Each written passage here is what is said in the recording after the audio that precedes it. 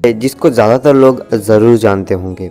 ये dog breed पहले herding के लिए फिर पुल कार्टिंग के लिए भी यूज़ किए जाते थे, लेकिन आज के समय में ये डॉग ब्रीड काफ़ी ज़्यादा पॉपुलर हो चुके हैं और इसीलिए ये डॉग ब्रीड कई सारे डॉग ओनर्स के फेवरेट डॉग ब्रीड है, साथ साथ गार्डिंग में काफ़ी आगे आते हैं। तो आज हम इन्हीं डॉग ब्रीड के बारे में जानने वाले हैं। अगर आपके पास है तो आपको कई सारी बातें जानने को मिलेगी, नहीं है तो भी आपको काफ़ी कुछ पता चलेगा। तो इस वीडियो को शुरू से लेकर लास्ट तक ज़रूर देखिएगा। इस वीडियो में बात करने वाले things only Rottweiler owners know. Number 1, कई सारे लोग यही समझते हैं कि रॉटवाइलर एक किलर डॉग है, डेंजरस डॉग है, लेकिन ऐसा नहीं है। अगर आप उन्हें प्रॉपरली ट्रेन नहीं करते हो, सोशलाइज नहीं करते हो, तो डेफिनेटली वो एग्रेसिव तो बनेगा ही। लेकिन कई सारे ऐसे एग्जाम्पल्स है, एक नहीं बहुत सारे हैं, जिसमें ये बताया गया है कि रॉटवाइलर फैमिलीज के साथ काफ़ी आसानी से रह सकता है, काफ़ी फ्रेंडली डॉग ब्रीड बन सकता है। हालांकि थोड़ा सा जो डॉग का नेचर है उस वाइज उसमें थोड़ी चीज़ें आपको ज़रूर से देखने मिलेगी, लेकिन आप उसे अगर अच्छे से टाइम स्पेंड करो, उसके साथ फैमिली मेम्बर की तरह रखो, तो वो डॉग ब्रीड आपके लिए मोस्ट लॉयल डॉग ब्रीड बन के रहेगा। तो डायरेक्ट बात यही आती है कि रॉटवाइलर जैसे आप उन्हें बनाओगे वैसे बनते हैं। ऐसा नहीं कि वो किलर डॉग ही होते हैं, डेंजरस ही होते हैं। कई सारे एग्जांपल्स में कई सारे बार बताया गया है कि रॉटवाइलर काफ़ी फ्रेंडली है और कई अपने फैमिली के प्रोटेक्शन के लिए कुछ भी करते हैं। Number 2, Rottweiler is a obedient and loyal dog breed. आपने कई बार सुना होगा कि रॉटवाइलर कमांड नहीं मान रहा है या फिर उसकी ट्रेनिंग अच्छे से नहीं करता है, सीखता नहीं है। तो ये केस तब आते हैं जब उसको जो प्रॉपरली ट्रेनिंग नहीं दी जा रही हो या ट्रेनिंग के दौरान मारा जा रहा हो। तो इन सब केस में ये सब होता है कि डॉग ब्रीड एग्रेसिव हो जाता है, आपकी बात नहीं मानता और भाग जाता है। तो सबसे पहले पप्पी, रॉटवाइलर या फिर बड़ा भी हो आपके पास, तो उन्हें मारे बिल्कुल नहीं। ट्रेन होंगे वो अचानक से एकदम ही नहीं सीखेंगे, क्योंकि जो माइंड हमको लगता है कि रॉटवाइलर बड़ा हो गया है, लेकिन उसका माइंड जो होता है तो भी बच्चों का ही होता है, यानी उसका नेचर वाइज वो बच्चा ही होता है। इसलिए उनको ट्रेनिंग एक बार समझ जाए उसके बाद वो प्रॉपरली करेंगे, लेकिन तब तक आपको पेशेंस ज़रूर बना के रखना है। और ओबीडियंट क्यों कह रहा हूँ मैं, क्योंकि ओबीडियंट के मामले में जैसे कि आप जो भी कमांड दो किसी प्रोटेक्शन के लिए या फिर आपके साथ अगर प्रॉपरली ट्रेन रॉटवाइलर हो, तो आप जो भी कमांड करोगे वो पूरी तरह से उसे फॉलो करेगा, बिना उसको अगेंस्ट जाए उसके या फिर उसको तोड़ के।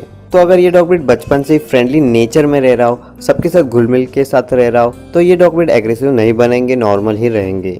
Number 3, Rottweiler almost become extinct due to trends. तो आप सोच रहे होंगे कि ट्रेन के कारण रॉटवाइलर का एक्सटिंक्ट होने से क्या संबंध होगा। तो जैसे मैंने बताया कि रॉटवाइलर को पहले पुल कार्टिंग के लिए यूज़ किया जाता था, तब फार्मर्स एक जगह से दूसरी जगह जाने के लिए डॉग ब्रीड का यूज़ किया जाते थे ट्रांसपोर्ट की तरह में। लेकिन कुछ समय बाद ट्रेन एज अ ट्रांसपोर्टेशन के लिए यूज़ करने लगे सब लोग। उसके बाद जो लोग ट्रांसपोर्टेशन के लिए डॉग का यूज़ करते थे, उन्होंने धीरे धीरे इनका यूज़ करना बंद कर दिया, यानी ग्रेजुअली ब्रीडिंग करना बंद कर दिया। लेकिन अच्छा है कि जो AKC वाले थे उन्होंने इस डॉग ब्रीड को बचाए रखा और आज भी ये डॉग ब्रीड हमारे यहाँ मौजूद है। Number 3, when they bore they dig hole और च्यू समथिंग। आपने देखा होगा कि रॉटवाइलर नॉर्मली वर्क करते हुए जल्दी दिखते रहेंगे आपको, लेकिन वो जब भी बोर होते हैं तो वो होल डिग करेंगे, अगर वो गार्डन या फिर कहीं यार्ड में हो तो, वरना वो किसी चीज़ को च्यू करने लग जाएंगे। क्योंकि ये डॉग ब्रीड हार्ड वर्किंग होते हैं, इनको काम करते रहना काफ़ी ज़्यादा पसंद होता है, इसलिए जब भी वो बोर होते हैं तब ऐसी सब चीज़ें करते हैं। Next, Rottweiler can gain weight easily. आपने कई बार देखा होगा कि आपके पास जो रॉटवाइलर है, आप जो ओनर हो, इसलिए आपको ज़रूर से पता होगा कि इनका वेट काफ़ी जल्दी ही गेन हो जाता है, यानी ये जल्दी से जल्दी गेन वेट कर सकते हैं। इसलिए इन चीज़ों में जो भी रॉटवाइलर के ओनर्स होते हैं वो ये प्रॉपर ध्यान रखते हैं कि उनकी ट्रेनिंग में और साथ साथ एक्सरसाइज में कोई कमी ना हो। क्योंकि अगर इनमें से कुछ चीज़ें अगर करना छोड़ देते हैं, आप वॉकिंग भी नहीं कराते उसे इवन, तो उसका वेट काफ़ी ज़्यादा गेन हो सकता है और उसमें हेल्थ इश्यूज आना स्टार्ट हो सकते हैं। Next, Rottweilers are one of the best police dog and military dog. Rottweiler एक मस्कुलर डॉग ब्रीड है, इंटेलिजेंट तो है ही, साथ साथ काफ़ी ज़्यादा एनर्जेटिक है और इन सब के चलते उनको मिलिट्री फोर्स और आर्मी में, K9 यूनिट में और पुलिस फोर्स में इन डॉग ब्रीड का यूज़ किया जाता है। ये डॉग ब्रीड कई सारे रेस्क्यू मिशंस में यूज़ किए जाते हैं, साथ साथ कई बार इन्होंने कई सारे लोगों को रेस्क्यू भी किया है और ये सब चीज़ें ज़्यादातर रॉटवाइलर ओनर्स ही जानते हैं। Rottweiler are very good at children and with family.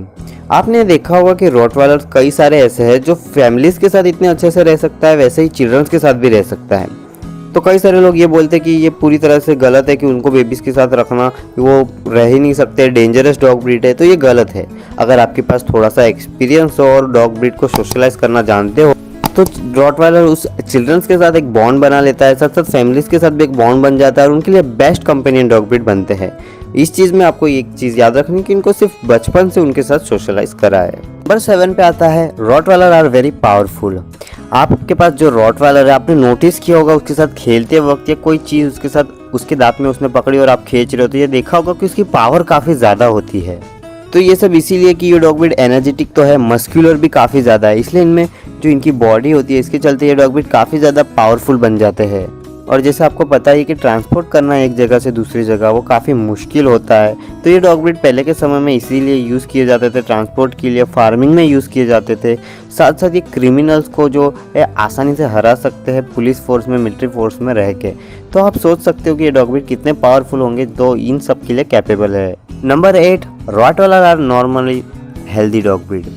Rottweiler अगर आप प्रॉपरली उसे ट्रेनिंग दे रहे हो, एक्सरसाइज दे रहे हो, तो आपने देखा होगा कि वो जल्दी से बीमार नहीं पड़ते, क्योंकि ये डॉग ब्रीड की एनर्जी लेवल काफ़ी हाई तो होता ही है और प्रॉपरली ट्रेनिंग मिल रही है, इसलिए इनमें हेल्थ इश्यूज़ काफ़ी कम देखने को मिलते हैं। हालांकि अगर उनके डाइट पे ध्यान ना दिया जाए या फिर ट्रेनिंग भी ना दी जाए तो ये डॉग ब्रीड का वेट गेन की प्रॉब्लम देखने को मिल सकती है। लेकिन आप सिर्फ 2-3 चीज़ों पे फोकस करो तो ये डॉग ब्रीड आराम से अच्छी और हेल्दी लाइफ जीते हैं।